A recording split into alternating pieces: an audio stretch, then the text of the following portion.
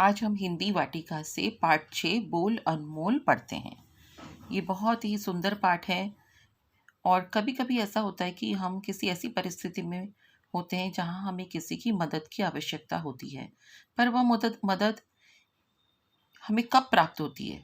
तब जब हमारा मदद माँगने का तरीका सही हो और हम सही तरीके से अपनी बात को व्यक्त करें। तब जाकर हमें किसी अनजान जगह पर हमें जब हमें ज़रूरत होती है तो हमें मदद मिल सकती है। यही इस पाठ में समझाया गया है।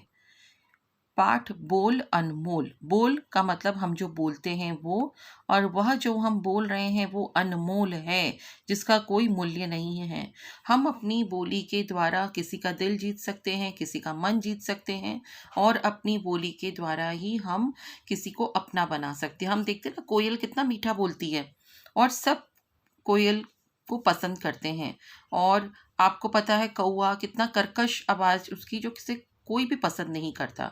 तो हमारी बोली बहुत अनमोल है। अनमोल का मतलब होता है जिसका कोई मूल्य नहीं है। तो हमारा बोलना, हमारा बोलने का ढंग, हमारी विनम्रता और हमारी बोलने के सलीके पर बहुत कुछ निर्भर करता है।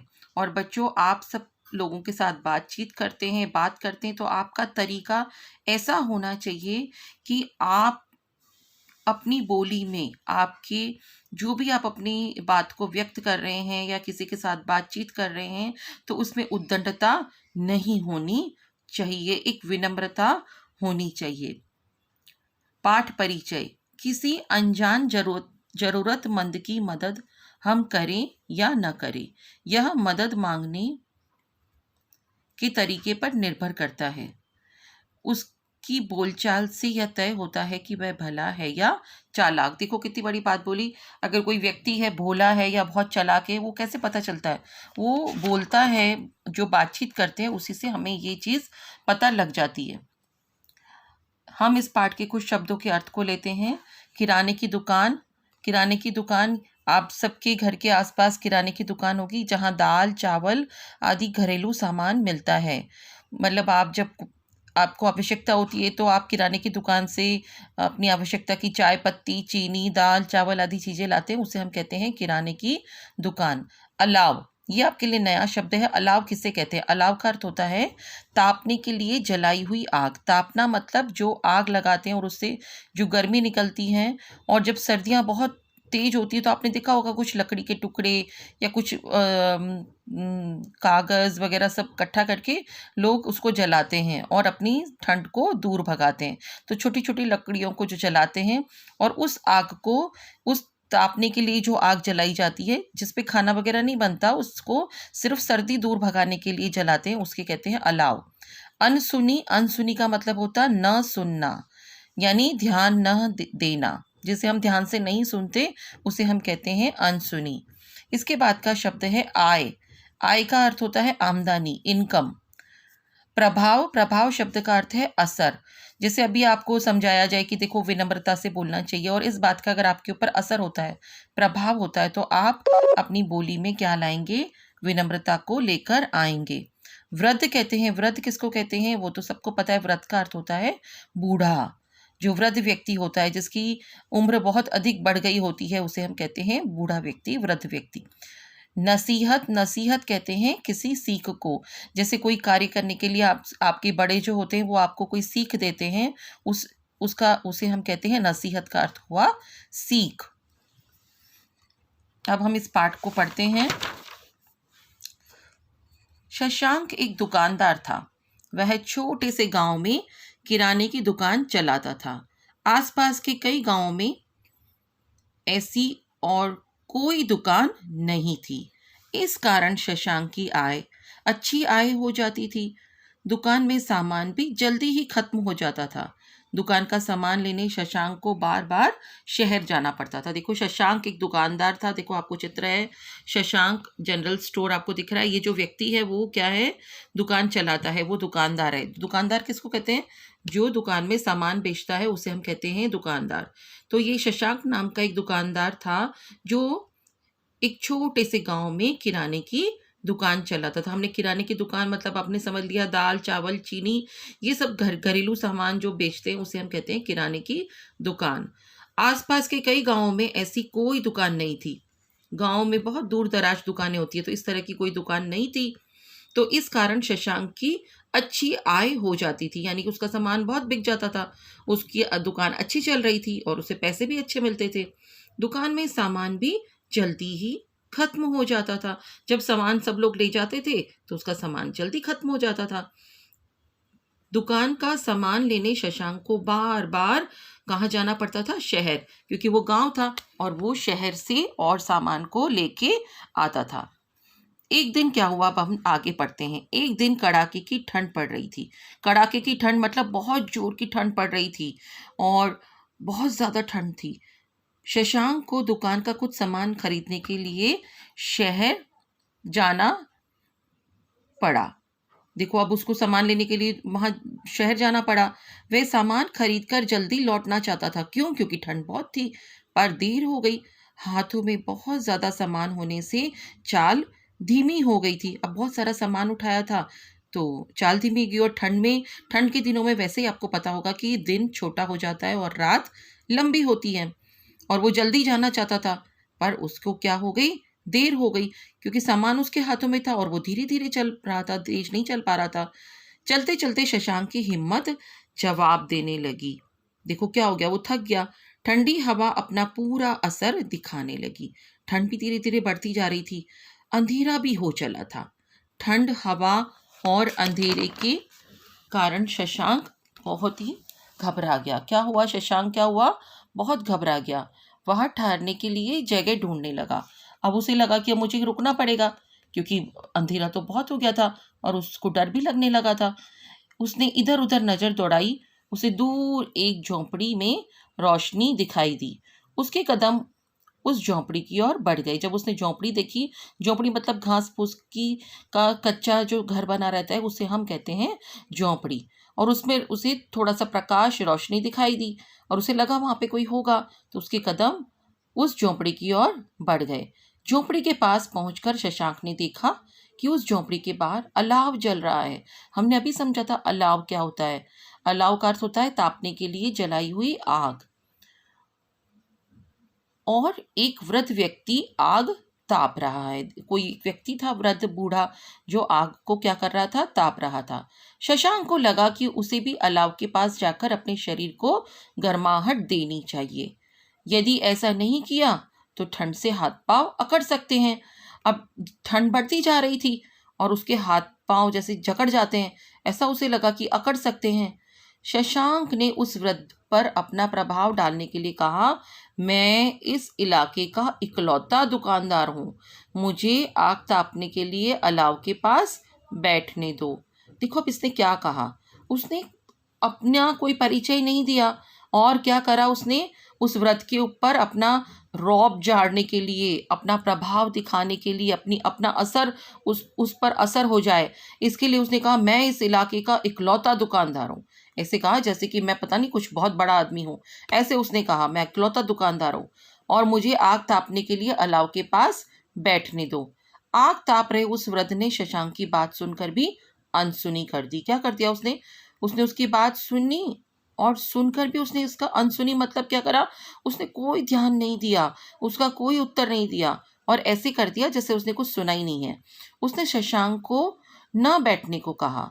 क्या कहा उसने? न तो बैठने को कहा और न वहां से चले जाने को कहा। कुछ भी नहीं कहा, ना तो बैठने को और ना चले जाने को। शशांक को लगा कि अब उसे इस ठंड में घर जाना पड़ेगा। अब उसे लगा अब तो मुझे क्या करना पड़ेगा? अब तो मुझे यहाँ से घर ही जाना पड़ेगा।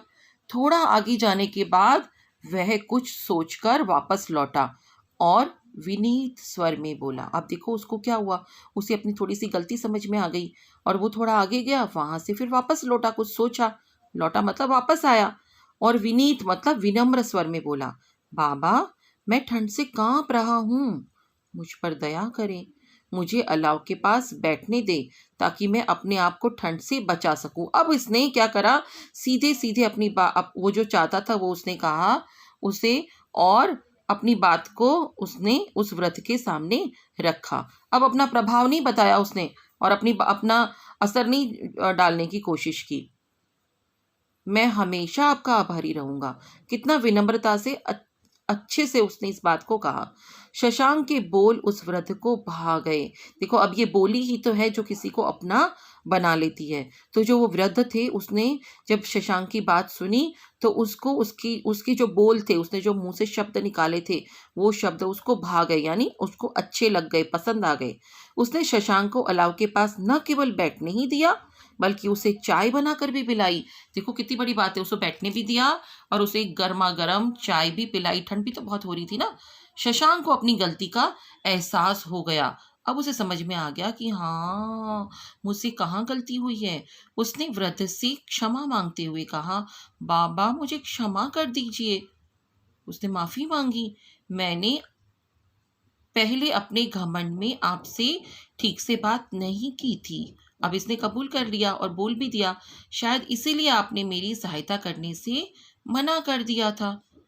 उस वृद्ध व्यक्ति ने शशांक को नसीहत देते हुए कहा, देखो कितनी अच्छे से उसने कहा, उसने एक सीख देते हुए कहा कि मेरी एक बात हमेशा याद रखना। क्या बोला? क्या याद रखना? बोलने से पहले अपने शब्दों को तोलना। तोलना मतलब क्या होता है कि अपने शब्दों को परखना है। वे सुनने वाले पर कैसा असर करेंगे, इस पर भी विचार जरूर करना। जब हम बोलते हैं तो हम अपने मुंह से बोलते हैं, तो सामने जो व्यक्ति होता है वो उसे सुनता है। तो आपको जरूर सोचना है कि जब मैं बोलूंगा तो उसके ऊपर मेरी बोली का, मेरी बात का सामने वाले व्यक्ति पर क्या असर होगा। हमेशा ये सोचकर ही बोलना चाहिए। इस पर विचार जरूर करना। कैसा लगा बच्चों आपको ये पाठ? कितना अच्छी नसीहत, हमें भी इस बात की अच्छी नसीहत मिली कि जब भी हम किसी से बात करें तो हमारी बात में विनम्रता हो और हम अच्छे से किसी के साथ बात कर सके, अच्छे से बोले, है ना। और हम अपनी, जब ऐसा नहीं कि हमें ज़रूरत है तो ही हम अच्छे से पेश आएंगे, नहीं, पर हम जब भी अब किसी से बात करें तो ज़रूर सोचना है कि हमारी बोली कैसी हो, हमारे में विनम्रता हो, और हम सामने वाले व्यक्ति से अगर कुछ बात कर रहे हैं तो उस बात को करने में सामने वाले व्यक्ति पर हमारी बात का क्या असर होगा, इसे भी हमें सोचना है। अब हम कुछ प्रश्नों के अर्थ को समझते हैं। कैसा लगा आपको ये पाठ? बहुत ही अच्छा पाठ है जो हमें ये बात सिखाता है ना, कि हमें अच्छे से बोलना चाहिए। पहला प्रश्न, चलिए हम कुछ प्रश्नों के उत्तर को समझते हैं। मौखिक प्रश्न। पहला प्रश्न है, शशांक क्या काम करता था? तो जो शशांक है वो एक छोटे से गांव में किराने की दुकान चलाता था। क्यों? क्योंकि वो एक दुकानदार था ना, इसीलिए तो वो दुकान चलाता था, है ना। किराना मतलब वो सारा चीनी, चाय पत्ती, दाल चावल, ये सब चीज़ें, घरेलू सामान जहाँ पर मिलता है, वो किराने की दुकान चलाता था। उसके बाद प्रश्न 2 है, शशांक को सामान खरीदने कहाँ जाना पड़ता था? जब उसका सामान बार बार खत्म हो जाता था, गांव वालों में वो एक ही दुकान थी और तो दुकान थी नहीं आसपास, तो उसकी खत्म हो जाता था उसका सामान, अच्छी आय होती थी, तो सामान को खरीदने के लिए उसे कहाँ जाना पड़ता था? उसे शहर जाना पड़ता था सामान को खरीदने के लिए। अब इसमें अब कुछ रिक्त स्थान है, उसे हम समझते हैं। एक दिन कड़ाके की ठंड पड़ रही थी। कैसी ठंड पड़ रही थी? कड़ाके की, यानी बहुत तेज ठंड हो रही थी। झोंपड़ी के बाहर क्या जल रहा था? अलाव। हमने समझा था ना अलाव का मतलब क्या समझा था हमने? अलाव, जो लकड़ियां जलाते हैं ठंड भगाने के लिए, उसे हम कहते हैं अलाव। झोंपड़ी के बाहर अलाव जल रहा था। शशांक के बोल उस वृद्ध को क्या गए? भा गए, यानी उसके मन को अच्छे लगे। अब हम प्रश्नों के उत्तर को समझते हैं। शशांक झोपड़ी में शरण क्यों लेना चाहता था? क्यों लेना चाहता था शशांक झोपड़ी में शरण? क्योंकि शशांक ठंड, हवा और अंधेरे के कारण क्या हुआ था? बहुत घबरा गया था और वह ठहरने के लिए जगह ढूंढ रहा था, इसलिए झोपड़ी में शरण लेना चाहता था। शशांक ने वृद्ध व्यक्ति को प्रभावित करने के लिए क्या कहा? उसने उस व्यक्ति को प्रभावित करना चाहा था ना, तो शशांक ने वृद्ध व्यक्ति को प्रभावित करने के लिए कहा कि मैं इस इलाके का इकलौता दुकानदार हूँ, मुझे आग तापने के लिए अलाव के पास क्या करने दो? बैठने दो। ये उसने कहा। इसके बाद तीसरा ग प्रश्न है, वृद्ध व्यक्ति ने शशांक को क्या नसीहत दी। अभी अभी हमने इस बात को समझा था, है ना। वृद्ध व्यक्ति ने क्या क्या नसीहत दी।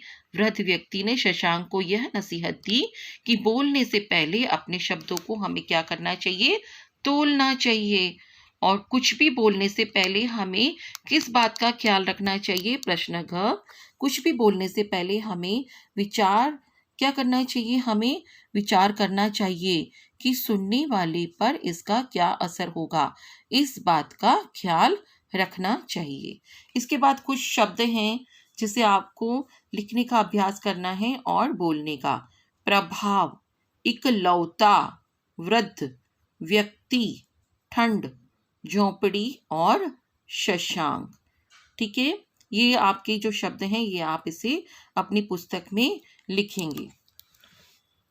इसके बाद का प्रश्न है, इसमें विलोम शब्द लिखिए। विलोम शब्द क्या होते हैं, विपरीत अर्थ वाले शब्दों को विलोम शब्द कहते हैं। जैसे दिन रात, इसका मतलब आपको विपरीत अर्थ बताना है, विलोम अर्थ बताने हैं, विलोम शब्द बताने हैं।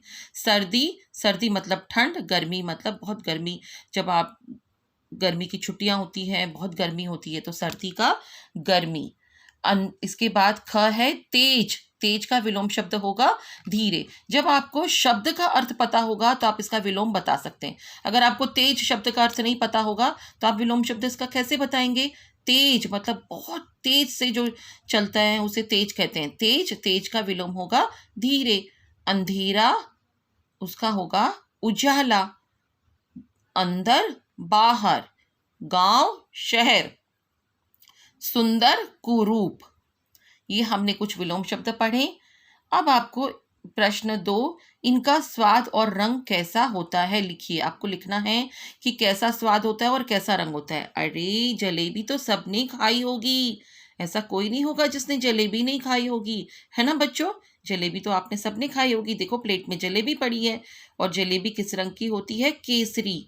और जलेबी का स्वाद कैसा होता है, मीठा होता है। नींबू कैसा होता है, पीला, और इसका स्वाद कैसा होता है, खट्टा।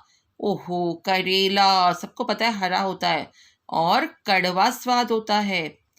और मिर्ची अभी आपको इसमें लाल बताई है, हरी मिर्ची भी होती है, पर आपके चित्र में लाल मिर्ची है तो यहाँ पर लाल लिखेंगे। और मिर्ची का स्वाद कैसा होता है, तीखा होता है।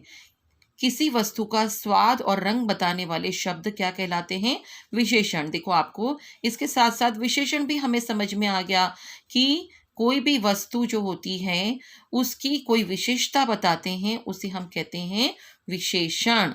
विशेषण संज्ञा और सर्वनाम शब्दों के गुण, दोष, संख्या आदि के बारे में बताते हैं। यानी गुण मतलब कैसा, इसका नींबू है तो नींबू का क्या गुण है, तो इसमें क्या बताया, नींबू पीला है और रंग कैसा, पीला।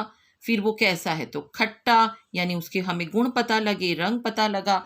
कभी कभी अगर मान लो 5 नींबू रखे हैं तो आप बताएंगे कितने नींबू, तो 5 नींबू। तो आप ये सब क्या बता रहे हैं, इसकी विशेषण बता रहे हैं। संज्ञा शब्द का विशेषण जो है वो हमने समझा। दिए गए वाक्यों में विशेषण शब्द रेखांकित कीजिए। रेखांकित का अर्थ होता है रेखा खींचनी है आपको नीचे। हाथों में ज्यादा सामान होने से चाल धीमी हो गई। अब कैसी चाल हो गई, अपने आप से प्रश्न पूछिए, कैसी चाल, तो बोले धीमी। तो धीमी शब्द यहाँ पर क्या हो गया, विशेषण शब्द हो गया। जब भी हम कैसा, कैसे पूछते हैं, इसका उत्तर में हमें विशेषण शब्द प्राप्त होता है। हाथों में ज्यादा सामान होने से चाल कैसी हो गई, धीमी हो गई।